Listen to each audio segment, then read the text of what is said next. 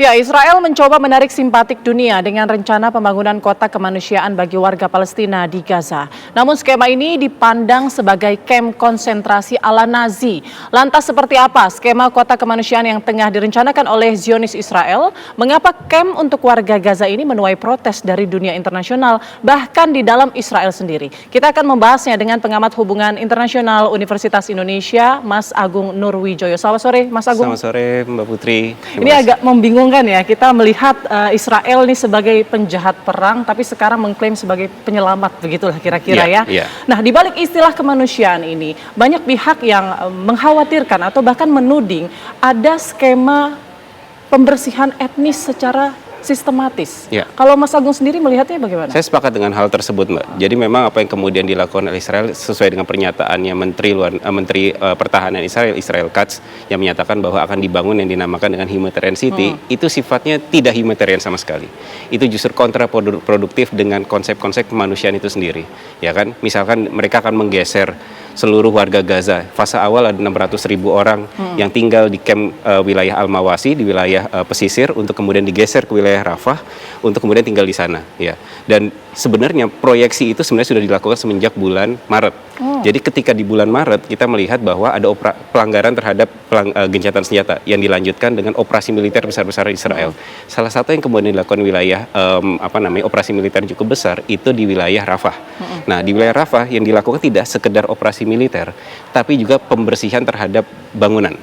Di tanggal bulan April itu, Maret-April itu sekitar saya kurang lebih ada 15.800 bangunan yang kemudian diratakan. Nah, yang menarik adalah di bulan Juli, 4 Juli data Al Jazeera menunjukkan 28.600 bangunan. Artinya dalam rentang beberapa bulan sudah ada pembersihan. Artinya sebenarnya proyeksi untuk pembangunan humanitarian city bukan sebuah ide yang baru muncul 1-2 hari belakang. Tapi sudah direncanakan beberapa waktu belakang untuk tidak sekedar bicara tentang genosida, tapi juga ini adalah mengkonsentrasikan warga Gaza dalam satu wilayah. Dan Rafah itu sangat kecil. Wilayah Gaza itu terbagi jadi 5 wilayah. Ada wilayah Gaza Utara, lalu kedua ada Gaza City, ada Dar El Balah, ada Khan Yunis, dan yang terakhir adalah Rafah. Bagaimana kemudian 2 juta warga Gaza, fase awal 600.000 dinyatakan, tapi kan semuanya akan digeser ke selatan.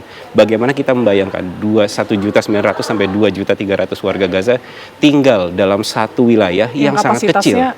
Dan semua dan dibatasi dalam konteks akses terhadap keluar masuknya.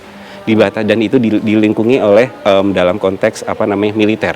Selama ini kita belajar bahwa blokade Gaza saja bisa menimbulkan satu resistensi yang begitu besar, apalagi dalam satu lingkup kecil wilayah Rafah. Jadi tujuannya apa? Untuk ngontrol populasi warga Gaza atau seperti apa? Jadi intensi Israel memang dari pernyataan yang kemudian keluar itu adalah dilakukan untuk melakukan Hamas, disebut sebagai Hamas Free Zone Area. Jadi memisahkan antara yang Hamas dan non-Hamas. Sama distribusi bantuan kan distribusi begitu kan bantuan, alasannya betul ya. Dan distribusi bantuan sebenarnya selama ini kan semenjak bulan Maret dipegang oleh Gaza Humanitarian Foundation.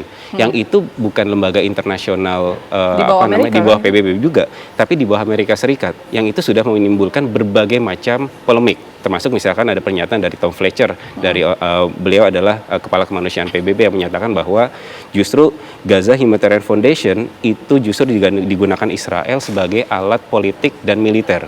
Karena selama distribusi bantuan yang dilakukan sudah ada sekitar 700 warga Gaza yang tewas. Ya. Jadi ada polemik itu. Dan yang kedua, pertanyaan besar juga adalah kalau kemudian ada warga Gaza, ini kan forced displacement, ya kan, pemaksaan untuk pindah, dan itu tidak boleh dalam konteks hukum internasional. Ketika ada warga Gaza yang kemudian menolak, apakah kemudian akan dibilang sebagai bagian dari Hamas dan menjadi afirmasi akan kemudian betul seperti itu. Dan ini kan menjadi satu pertanyaan besar, ya kan, dan ini juga bagian dari tadi, makanya kemudian muncul seperti yang tadi disampaikan, ada Ehud Olmert menyatakan bahwa ini bagian dari kamp konsentrasi. Bahkan polemik juga muncul ketika menyatakan Haaretz itu menyatakan sendiri bahwa yang dilakukannya adalah sebagian dari kriminal. Ya, Lalu kemudian Yair Lapid, kelompok oposisi yang menyatakan ini sebagai bagian ya festival pelanggaran terhadap hukum internasional. Termasuk misalkan ada analis misalkan sebagai saya contoh Daniel Levy juga menyatakan hal yang serupa. Kritikan-kritikan itu akhirnya muncul terkait dengan rencana adanya humanitarian city ini. Jadi kejahatan perang yang dilakukan Israel ini semakin berat sebetulnya ya? Betul, akhirnya menambah panjang catatan kejahatan kemanusiaan yang dilakukan oleh Israel di tengah-tengah pembicaraan gencatan senjata yang dilakukan. Bahkan yang saat ini sedang diperundingkan. Betul, bahkan pihak Qatar juga kemudian pernyataan terakhir spokespersonnya dari pihak Kementerian Luar Negeri Qatar menyatakan yang mengecam juga adanya ancaman forced displacement ini, pemaksaan untuk pindahan secara paksa. Kenapa skema ini atau rencana ini kemudian disampaikan di tengah perundingan saat ini masih berlangsung begitu antara Hamas dan juga Israel? Saya pikir ada intensi untuk menekan pihak Hamas untuk menyetujui apa yang diinginkan oleh Israel.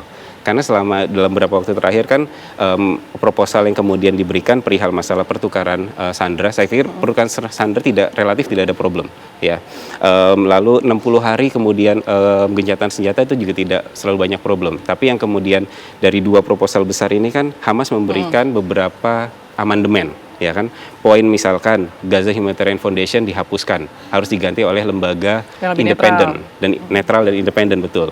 Nah, itu yang tidak bisa diterima oleh Israel. Terus yang kedua, tarik mundur pasukan, misalkan dari wilayah Netzarim Corridor, dan yang kedua adalah Morah Corridor. Itu juga tidak bisa diafirmasi oleh Israel, dan Israel juga menginginkan yang namanya Hamas ini untuk dilucuti senjatanya.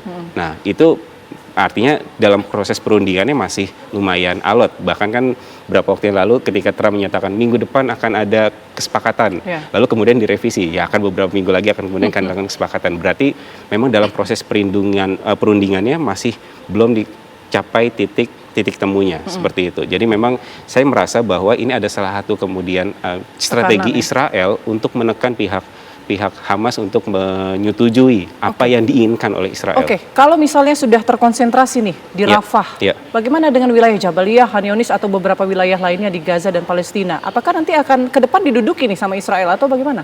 Kemungkinan besarnya iya. Saya tidak melihat proses seperti halnya tahun 2005. 2005 itu ada yang dinamakan dengan disengagement plan. Jadi rencana Israel untuk tarik mundur pasukan. Ya, 2005. Karena setelah 2005 ada kejadian 2006 itu blokade terhadap wilayah Gaza. Nah, ini juga berdasarkan hasil riset kami ya. Riset kami menunjukkan dari 2006 sampai dengan 2023 rentang operasi militer yang terjadi di wilayah Gaza itu meningkat. Ya, setelah dilakukan yang namanya blokade Gaza.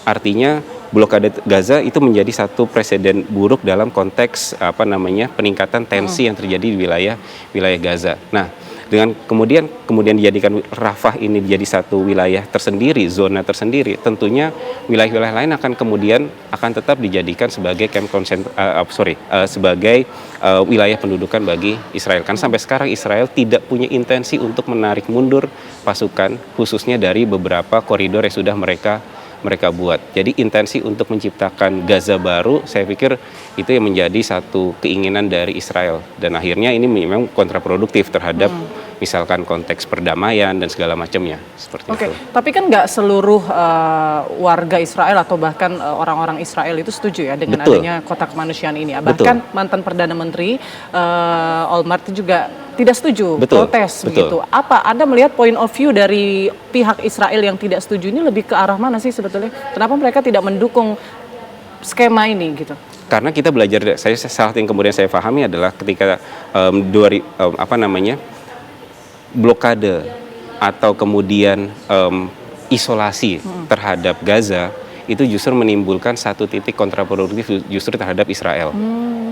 Saya termasuk orang yang beranggapan bahwa dengan ada atau tidak adanya Hamas, perlawanan akan berlanjut. Ya, bagaimanapun juga kita akan melihat bahwa dalam riset kami yang tadi saya sampaikan adalah blokade Gaza itu antara 2006 sampai dengan 2023. Kalau kita lihat kan konflik antara Israel dan Palestina, kalau kita tarik mundur bisa kita angkat dari 48 sampai tahun sekarang. Tapi justru ketika riset kami menunjukkan bahwa antara 2006 pasca blokade itu sampai dengan sekarang tensinya senantiasa tinggi.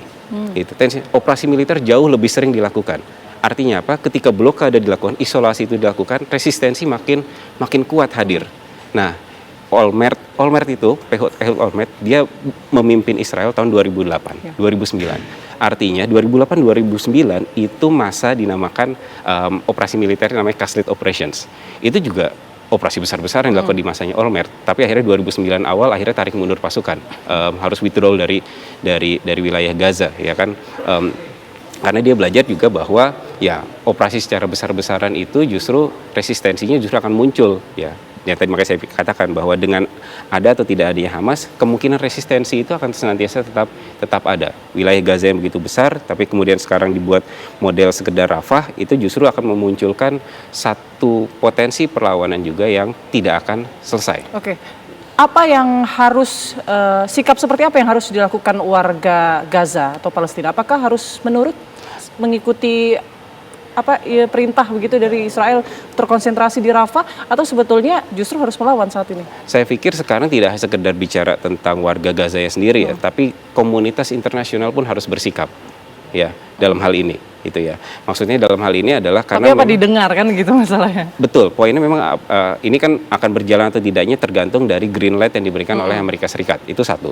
Yang kedua juga kemudian bagaimana kemudian masyarakat internasional itu kemudian memberikan sikapnya. Saya tidak akan memungkiri kemungkinan munculnya All Eyes on Rafah jilid 2. Oke. Ya, tahun lalu kita semua sibuk dengan All Eyes on Rafah ketika operasi militer itu dilakukan besar-besaran. Nah, ketika memang ini akan dilakukan, maka tidak menutup kemungkinan All Eyes on Rafah jilid 2 kemudian muncul. Tekanan dunia internasional akan semakin masif seperti itu di tengah kondisi memang tertindasnya orang-orang Palestina itu sendiri. Cukup besar pengaruhnya berarti?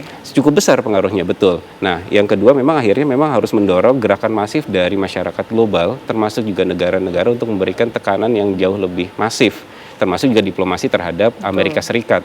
Karena kuncinya sekarang ada di Amerika Serikat juga untuk memberikan